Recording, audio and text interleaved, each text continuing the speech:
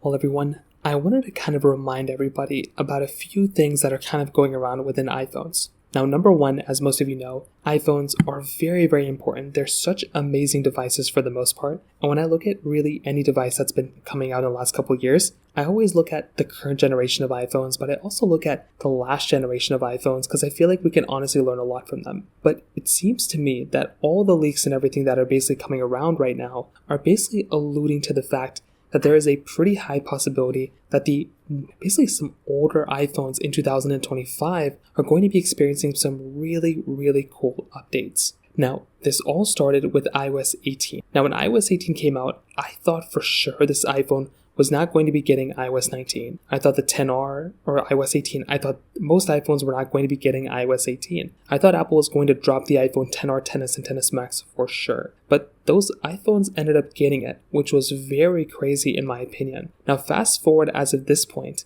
it looks like with something like the iPhone XR, XS, and XS Max, they are still going to be, supported with software on iOS 18 in 2025. So this in and of itself is a really important thing to keep in mind here too, because those devices are still going to be getting you those software updates. Now, another big rumor that basically just came out was with iOS 19. It looks to be, in some cases, that the iPhone XR, XS, and XS Max could potentially end up getting iOS 19 as well. Now, this is a good and it's going to be a bad thing. For one, it's going to be a very, very cool big thing because if the XR and XS and XS Max end up getting iOS 19, that's going to be a massive amount of support that those particular kind of random iPhones ended up getting. It's going to be one of the last S series of phones they made. I think it is the last S series of phones that they created. And it's going to be really cool that those particular devices are going to be giving us that type of feature set. So that in and of itself, I would say is a very big change. But on top of that, I would also probably add that if those iPhones end up getting iOS 19, this could be an interesting approach at what Apple's going to be doing with that next version of software.